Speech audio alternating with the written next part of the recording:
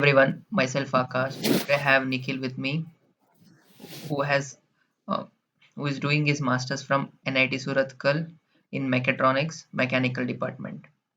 Hi Nikhil, welcome to today's session. Hello. Yeah, hello. Good morning. Yeah, uh, introduce about yourself.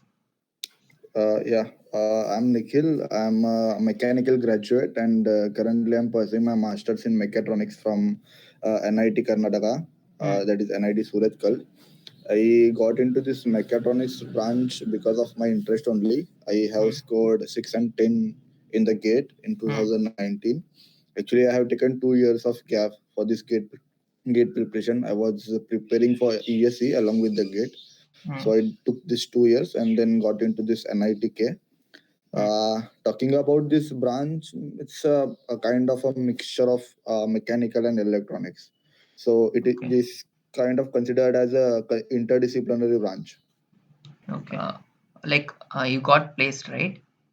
Yeah, Yeah. In which company? I got into Infinite Technology as a specialist operation in supply chain management.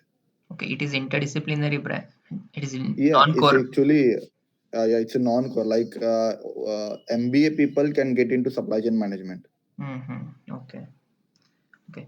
Tell me one thing. What is the gate score needed to get into normal MTech in NITK or Mhm. mechanical Actually, mechatronics branch? uh, yeah, actually, when I got into this college, the cutoff was 550 for OBC Hmm. and 580 for the open for Hmm. mechatronics. And Hmm. for research, it is like 40 to 45 gate score. Like Hmm. the gate score doesn't matter to get into NITK for the research people.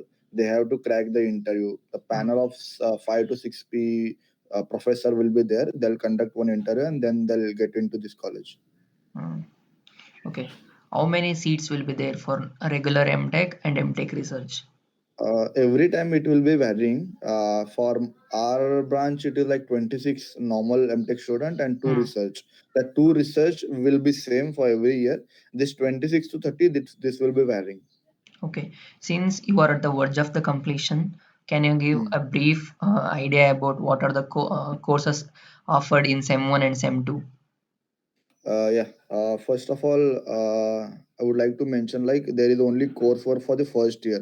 In the Hmm. second year, there will be one mega project will be there. Like we have to complete a thesis on that project, and for the first year, we have to complete 40 credits, 40, Hmm. and 17 in the first semester and 23 in the second semester. Actually, as I told you before, this is an interdisciplinary branch. Like Yes. it is a combination of mechanical and electronics. This coursework of this NITK tending towards more electronics things.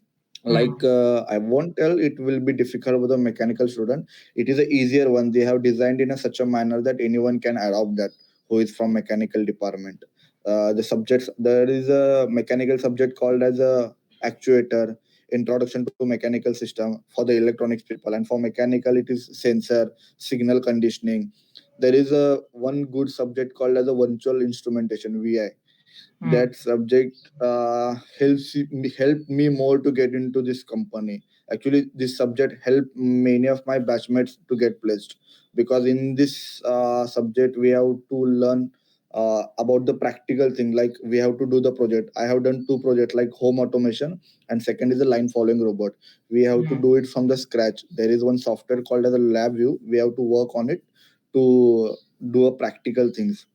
Hmm. So, and there is one lab called as a AD lab, analog to digital lab.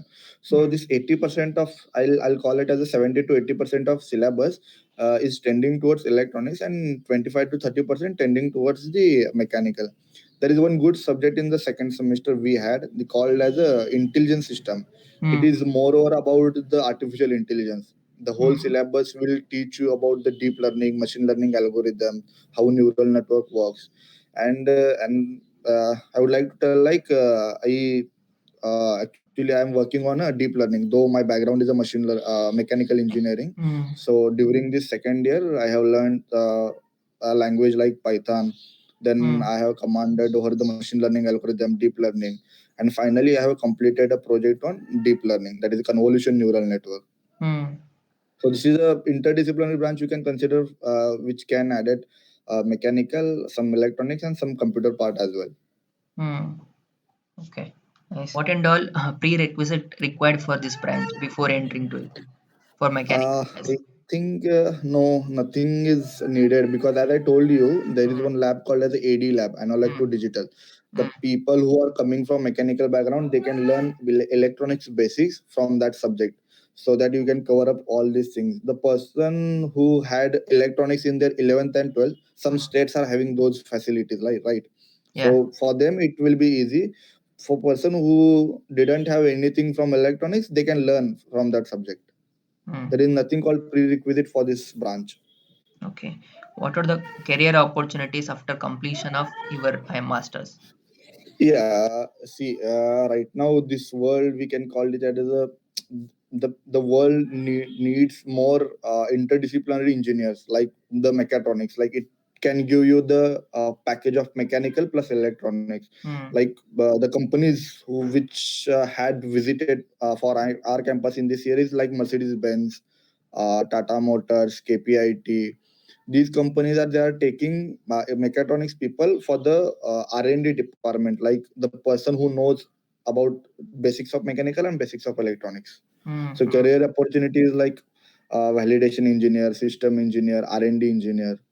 Hmm. Nice. Okay. What is the overall placement for senior? For my branch, it is we can say worst. Only 50% of the batch has been placed. But Okay. for my seniors and super senior, it was good, like 70 to 80%, 60 to 70%. Minimum 50% placement will be there. If you come to this college and work hard, you will get placed. That's the simple rule. Hmm. Which companies come for placements? There are many like Mercedes Benz, this Cypress Semiconductor, Infineon Technologies, Hmm. Tata Motors. They'll come for this internship and then they'll give PPO. Hmm. KPIT, Robert Bosch is there. Hmm. Uh, yeah, this is some of the company. GE is there. GE did not come this year. Hmm. Uh, yeah, some airfoil companies are also there. Okay. What about the average packages?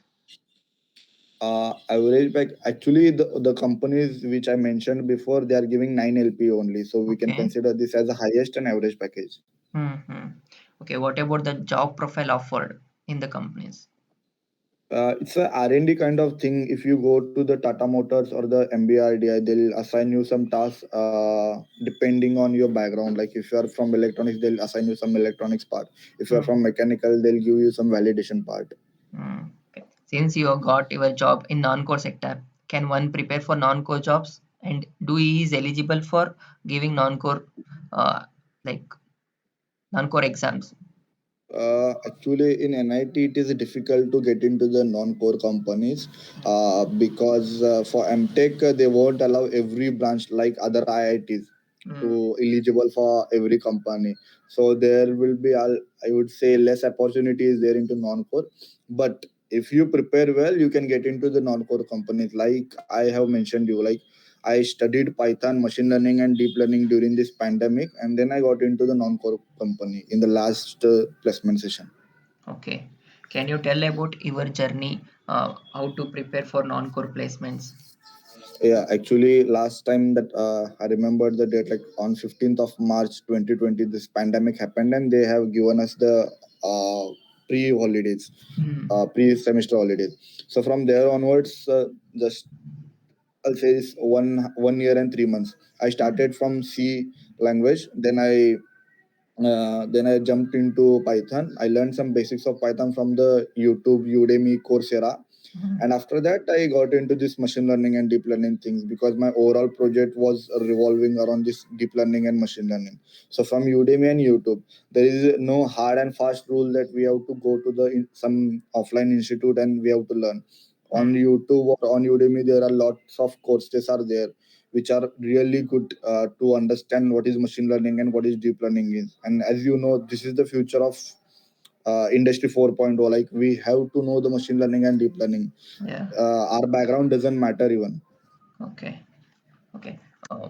What about like can you arrange the departments of mechanical in the order of placements? I'll say like we have to keep mechatronics as the first because on-campus placement is also there. But if you Mhm. go off-campus also, they'll allow you first because you are from interdisciplinary department. I'll Okay. keep second as the design. I'll keep Mhm. uh, thermal, and I'll give fourth preference to the manufacturing. Okay. As a senior, what is your suggestion to your juniors who is looking to join this year? Actually, if you are joining NITK means it's a premium institute. There is no doubt in their teaching ability, labs and all. Labs are fully equipped. You can utilize that. And Mhm. one more thing I need to add is, along with the course, you should start learning a language. Mhm. Either it is Python or C, whatever the choice will be yours. But Mhm. you must have to learn the language so that it will help you to get place because mechanical won't work right now. Mhm. Mechanical plus some other non-core skills that will work during this placement scenario because anyhow you are competing with the computer CS people or IT people, so Mhm. we need to have that skill to get placed. Okay. Okay, Nikhil, thank you for your time. Yeah. Okay, yeah, thank you so much. I'll be always there to help juniors. Okay, thank you. Okay.